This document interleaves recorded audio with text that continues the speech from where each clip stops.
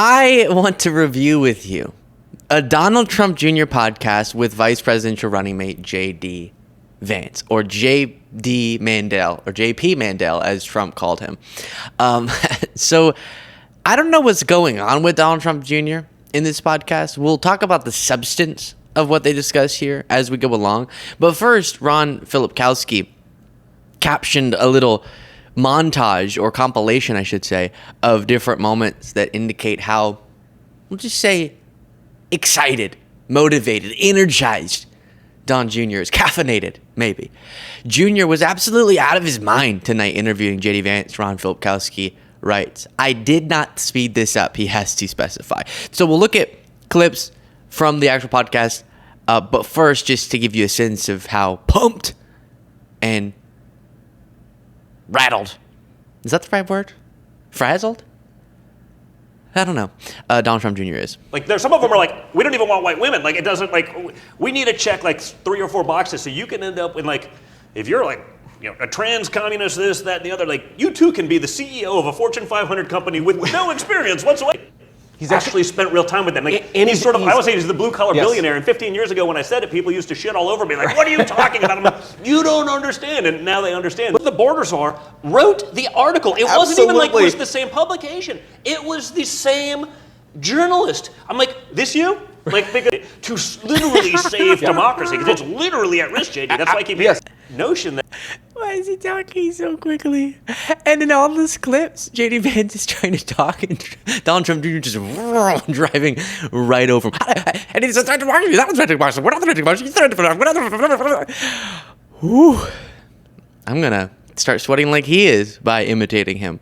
Okay, so now one clip at a time. Here is clip 1. You know, get pretty fired up here because all of a sudden, 4 days ago, Kamala Harris became the second coming of Abraham Lincoln. She was the border czar. She was the person who let this happen. How are they getting away with that? I literally have seen, I was fact-checked the other day for saying she owns the border crisis. I mean, I think it was USA Today. I call the people, like, I call Meta. I was like, well, I was like, here's the quote. And then there's Axios.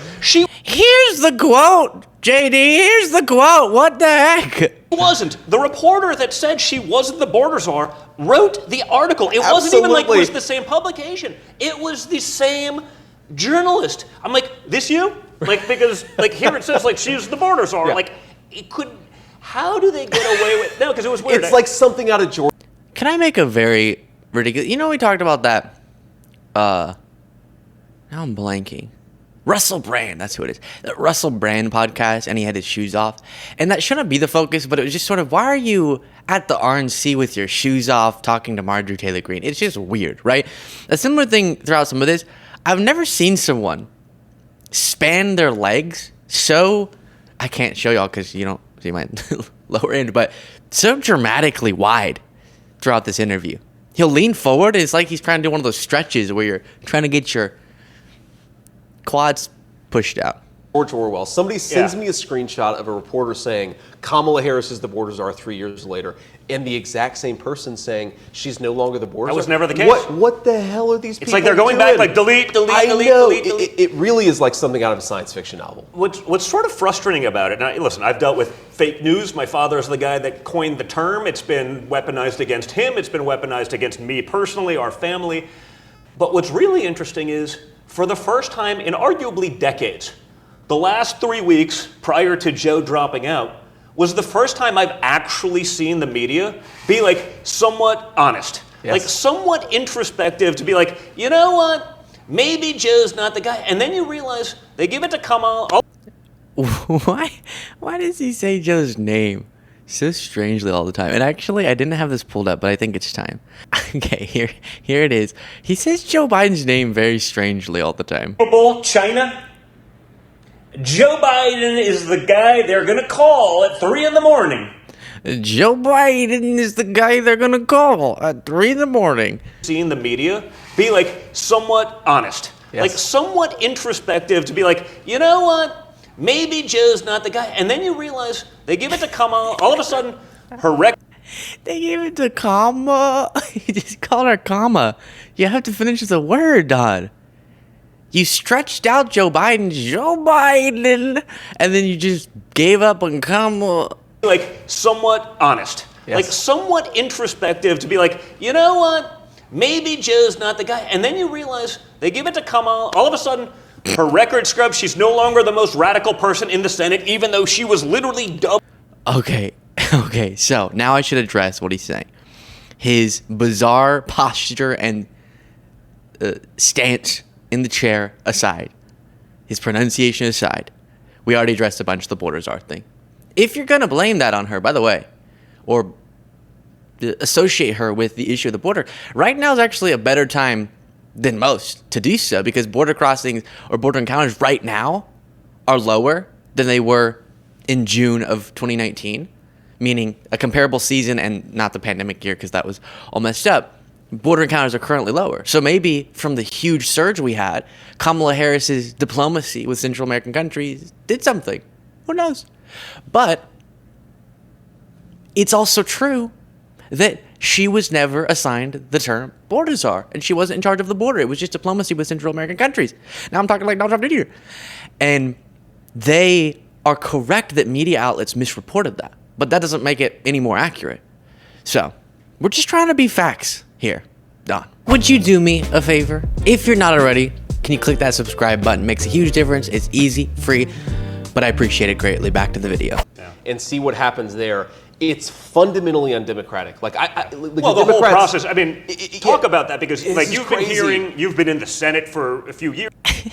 Sorry, I know I'm pausing a lot, but I love he goes, talk about that. And by you talk about it, I mean I'm going to talk about it. And see what happens there. It's fundamentally undemocratic. Like well, the whole process. I mean, talk about that, because like you've been crazy. hearing, you've been in the Senate for a few years now. You've been, in politics now involved for a while.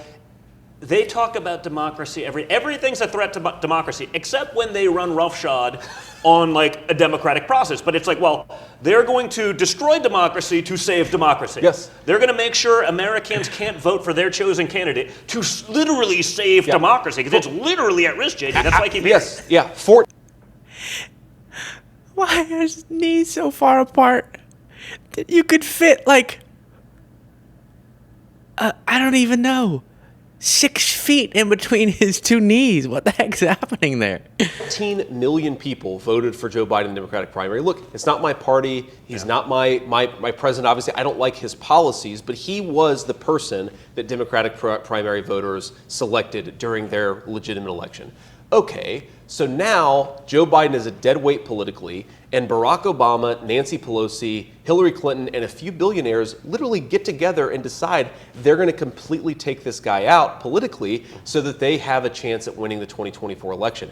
That is a real threat to democracy. Yeah. And look, the most ridiculous thing I've ever heard. Stop. You're so insecure by being correctly described as a threat to democracy, because that's what your ideology represents, that you just stretch, grasping at straws, trying to pretend like the other side is. It's just true that after a primary, if you've won enough primary elections to have the dedication of enough delegates to become the nominee, if through pressuring or through your own decision, you realize you're in a tough political spot, you can decide not to accept that nomination. And we had a conversation. It wasn't just powerful folks. Actually, a couple of the people he listed were really late to the conversation. We had a conversation in our own movement, because we're not a cult. Try it.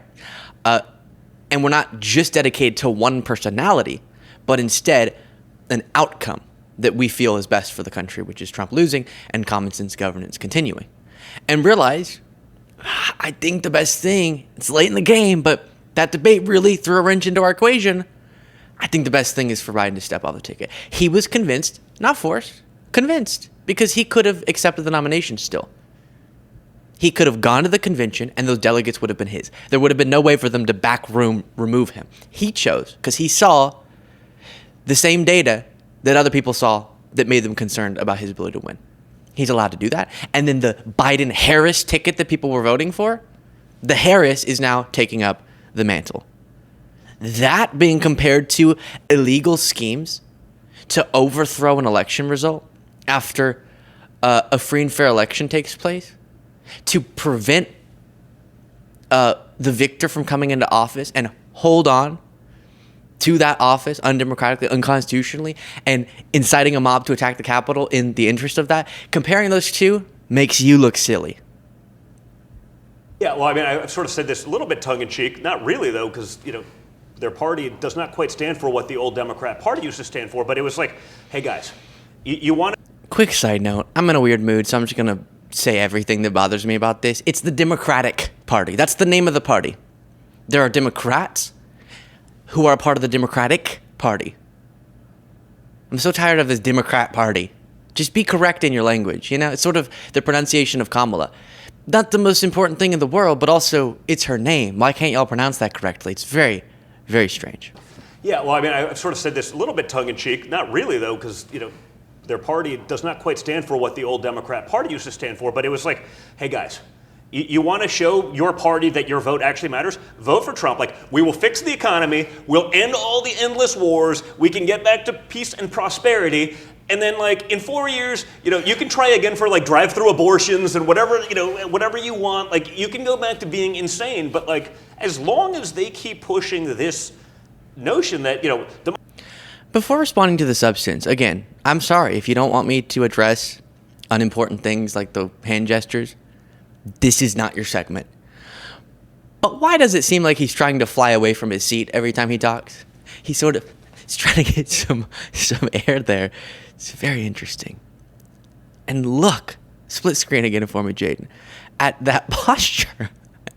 What is happening? Is this a stretch? I guess that could be healthy. Sort of doing a stretch while doing a podcast is sort of two birds with one stone sort of deal. I think it's that we are taught as men, and you know me, a man's man. So I remember being taught this, that one thing that can exert masculinity is puffing out your chest and having a wide, what do you call this? Stance? Sort of your legs being wide, right? Don't cross them. Ugh. Wide. That's exerting masculinity, right? Puff wide. But Donald Trump Jr. is sort of the embodiment of someone who learned that, but took it too far, where he sort of, I know you can't see my whole posture, but just imagine it looking funny, okay? Especially podcast listeners, where it's just a little bit too dramatic, and I'm done focusing on it, I promise. Whoa! It hits so much harder when you're not expecting it, right? If Trump drops one, you're like, okay, it happened. It's obviously she's in the news so much lately, so we've had all of these moments where somebody will reach out to me and be like, oh, do you remember this story about Mamaw? You remember that story about Mamaw? And one of my favorites, which I was there for, but I forgot, I was 6 years old, my aunt calls me a couple days ago, and she's like, you remember that time we were driving to Kentucky, and there was this motorcyclist, and he got really aggressive, and he was swerving in and out, and he was kind of scaring all of us. And I was like, yeah, I kind of do remember that. I was probably 5 or 6 years old. And then she was like, you remember what happened next? And I was like, yeah. Mamaw reached under her seat, pulled out a .44 Magnum, tapped it on the window, and this dude nearly crashed his car, right? You ask, how did things work out for me? That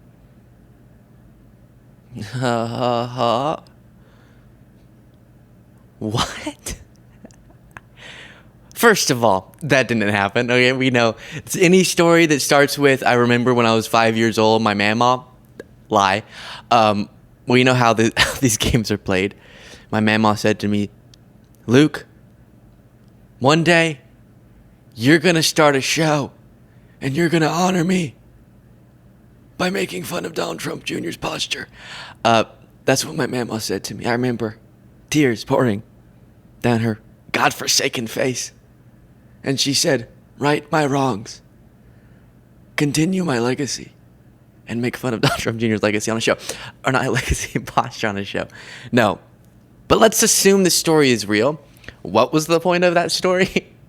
I was in a car and someone was making us uncomfortable by swerving. So my mamaw took out a gun and pointed it at him, or clink, clink on the window, like a mob boss or something. And the guy almost drove off the road and died. We all have mamaws, don't we? Who do that? Family vacation. My mom, and this is a real story, whenever we would go on family vacations, to make it more fun, if it's really long, right? We're going to be driving for 30 hours or something. Is there anywhere that would take 30 hours? 24 hours, let's say. And to make it more fun, at certain junctures, at certain parts of the journey, she would do the road trip fairy would come, which means that little knickknacks would be given to kids. Oh, we made it halfway in the trip. Here's a little fidget thing for you to play with. And it was very exciting. When is the road trip fairy going to come out? We're going to be on our best behavior, waiting for the road trip fairy. For J.D. Vance as a kid, it was, when's Mamaw going to threaten someone with a gun on this road trip? And when will I get to see a motorcyclist drive off the road and end his life? Okay. Crazy interview. Crazy candidate. J.D. Vance is one of the most statistically unpopular running mates in the history of running mates. Goodness, if you want to support the work that this show does, you can do so by clicking the join button below.